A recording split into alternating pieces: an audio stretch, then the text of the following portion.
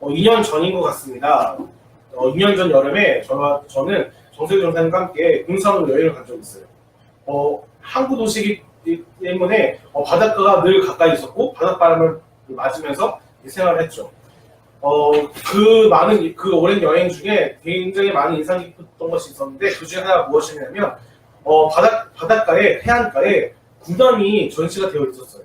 실제로 군함이 있었고 돈만 내면 들어가서 이제 볼 수 있고 관람할 수 있었습니다. 이렇게 밖에서 크고 되게 우람한 군함을 보면서 야 진짜 멋있다. 가까이서 보는 게 처음이니까 되게 멋있고 되게 든든하다는 생각이 들었습니다. 살짝만 눈을 돌려도 굉장히 많은 배들이 있었습니다. 고기잡이 어선도 있었고요. 휴양을 즐길 수 있는 요트도 있었고요. 제가 다 알지 못하지만 각종 모습의 모양의 배들도 굉장히 많았습니다. 그러면서 제가 문득 그런 생각이 들더라고요. 야, 나는 지금쯤 어떤 배에 타고 있나?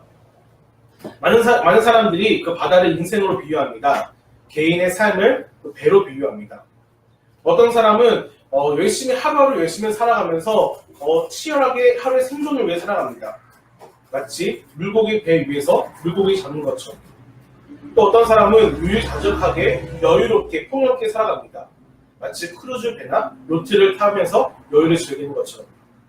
또 어떤 사람은 정말 긴장감을 안고 하루하루를 살아갑니다. 언제 전쟁을 터질지 모르는 그 전쟁 가운데 군함 속에 있는 병사처럼 말이죠. 또 어떤 배들은 수많은 배들에 앞장서서 그 두꺼운 얼음을 깨고 앞으로 나아가며 길을 만들고 있습니다. 세빙선처럼요.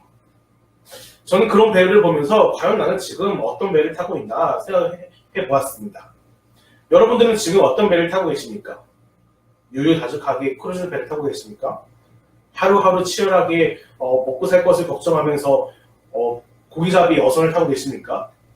아니면 누군가의 길을 만들어주기 위해서 그 두꺼운 얼음을 힘겹게 조금씩 나아가는 세빙선에 타고 계십니까? 질문을 달리했으면 좋겠습니다. 그렇다면 여러분들의 신앙은 지금 어떤 배에 타고 계십니까? 그리고 하나님께서는 우리들이 과연 어떤 배에 타기를 원하실까요? 오늘 우리가 읽은 이사야 57장은 굉장히 끔찍하고 차마 입에 담기 힘든 내용들이 굉장히 많이 기록되어 있습니다. 하나님께서는 그들을 구원해 주기 위해서 구원이라는 선물을 갖고 그들에게 찾아갔습니다. 그런데 그들의 모습이 굉장히 낯뜨겁고 처참합니다. 5절에 보니까 너희가 상슬 나무 사이 모든 푸른 나무 아래에서 음욕을 피우며라고 기록되어 있습니다. 이것은 굉장히 순화된 내용인데요. 이 내용이 어떤 내용이냐면 나무 사이 아래서 굉장히 울창한 나무 사이 안에서 다른 이방신을 섬기는 여자 제사장, 다른 말로 하면 여자 창녀와 함께 이스라엘 남자들이 몸을 섞는다는 거예요. 그들도 낯이 부끄러운 건 알았는지 울창한 숲속에서 밖에서 보면 사람들이 보이지 않는 그런 숲속에 숨어서 음욕을 품었다는 거죠. 그런데 5절 끝부분에 보면 더 끔찍한 내용이 나옵니다. 골짜기 가운데 바위 틈에서 자녀를 도상하는구나. 자기 자녀들을 이방신에게 제물로 바치는 거예요. 내 사랑하는 아들, 내 사랑하는 딸을 죽여서 마치 어린 양과 염소를 죽여서 제사를 드렸던 것처럼 자기 자녀들을 제사로 바쳤다는 겁니다. 그런데 여기서 끝나지 않습니다. 7절에 매끄러운 돌, 그 매끄러운 돌들을 보면서 거기다가 예물을 드리고 7절에는 5절에는 그게 숨어서 음욕을 품었는데 7절에는요 오히려 대놓고 음욕을 품습니다. 내가 높고 높은 산 위에 내 칭상을 베풀었고 라고 기록되어 있습니다. 이제는 산 꼭대기 위에 침대를 만들고 그곳에서 다른 그 이방신을 섬기는 여자 제사장 창녀와 몸을 섞으며 음욕을 품었다는 거죠. 근데 부끄러움이 없이 사람들이 보는 대낮에 이런 음욕을 행했던 것이 바로 이스라엘이었습니다. 9절에 보니까 몰렉에게 향품을 드리며 제사를 드렸던 내용도 나옵니다. 과연 이스라엘은 왜 이렇게 나쁘끄럽고 자신의 사랑하는 자녀들을 제사장에게 바쳤을까요? 그랬던 이유가 무엇이었을까요? 아마도 많은 내용들이 있었겠지만, 많은 이유들이 있었겠지만, 대부분의 내용은 하나의 이유로 귀결될 것 같습니다. 아마도 그들은 자신들의 삶의 풍요를 기대하고 이런 행위를 했을 것입니다. 이스라엘은 농사를 지었습니다. 또 어떤 사람들은 장사를 했죠. 또 어떤 사람들은 목축업을 했습니다. 어쨌든 그들이 그렇게 했던 이유들은 결국에는 자신들이 먹고 살기 위해였습니다. 그런데 먹고 살만 하니까 욕심이 생겨서 더 풍요롭고 더 잘 살고 더 많은 것을 누리고 싶었습니다. 그래서 하나님을 기대하지 않고 이방 신상을 기대하며 수단과 방법을 가리지 않고 자신들의 부를 축적시키기 위해서 이렇게 입에 담기도 힘들고 정말 나쁘끄러운 일들을 서슴없이 범했던 것입니다. 이스라엘의 역사를 한번 되돌아보기 원합니다. 이스라엘은 어떤 역사를 살았습니까? 그 애굽에서, 이집트에서 하나님께서 모세를 통하여 이스라엘을 이끌어 가셨습니다. 마치 쇠빙선이 두꺼운 얼음을 조금씩 부셔가면서 수많은 배들의 길을 냈던 것처럼 이스라엘은 많은 사람들, 많은 믿음의 후배들에게 믿음의 그런 본보기를 보여주는 쇠빙선 같은 배를 타고 출애굽을 했습니다.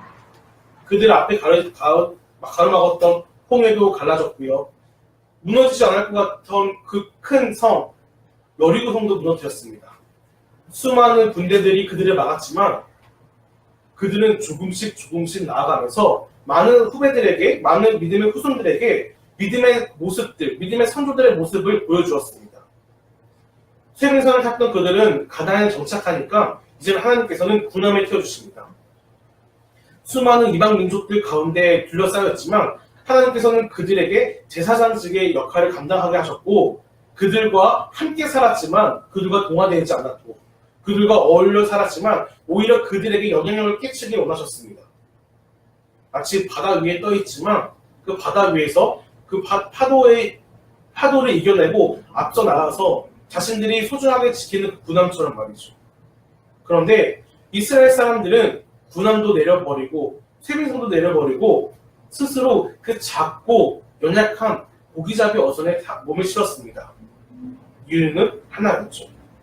자신의 먹고 사는 것들이 걱정되었고 자신들의 풍요로움이 욕심이 생겨서 조금이라도 더 많이, 조금이라도 더 넉넉하게 살고 싶어서 그 고기잡이 어선에 몸을 실었던 것입니다. 어떻게 보면 신앙의 끈을 놓아버리고 현실에 안주해버리고 현실에 적응해버리고 현실에 동화된 삶을 살았던 것이죠. 하지만 하나님께서는 이스라엘이 그렇게 살기 원치 않으셨습니다. 현실 속에 살지만 그럼에도 불구하고 하나님을 의지하기 원하였고 현실 속에 살지만 그럼에도 하나님을 붙잡기 원하였습니다. 13절에 이렇게 기록되어 있습니다. 내가 불을 지를 때에 내가 모든 우상들에게 너를 구원하게 하라.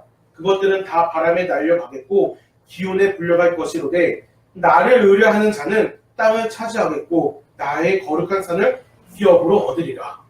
아멘. 현실 속에 살지만 그럼에도 하나님께서는 이스라엘에게 말씀하십니다. 나를 의지해라. 내가 하나님이니 너희 하나님을 의지하여라. 그러면 너희의 삶이 내가 책임질 것이고 너희의 거룩한 산을 기업으로, 즉 너희의 신앙도 내가 책임질 것이다 라고 하나님께서는 권면하고 계신 것입니다. 사랑하는 여러분, 우리는 현실 속에 살아갑니다. 때로는 하루하루 치열하게 먹고 살 것을 걱정하기도 하고 내일의 일을 염려하기도 합니다. 앞으로에 있을 일들, 또한 내 가족들, 또 내 삶이 막막해서 어떻게 해결해야 될지도 모르겠는 경우가 종종 있기도 합니다. 그래서 내 삶의 문제 때문에 밤에 잠이 오지도 않기도 하고 때로는 이 신앙의 끈을 놓아버리면 쉬울 것 같다는 유혹이 찾아오기도 합니다. 마치 우리가 고기잡이 어선에 배를 싣는 이스라엘처럼 말이죠. 하지만 여러분 기억하시기 바랍니다. 하나님께서는 우리에게 고기잡이 어선을 허락하지 않으셨습니다. 오히려 하나님만 의지할 수 있는 그 쇠빙선, 많은 사람들에게 길을 내어줄 쇠빙선, 그리고 자신의 소중한 것들을 지킬 군함의 우리를 허락하셨고 바로 그곳에서 우리는 생활해야 합니다.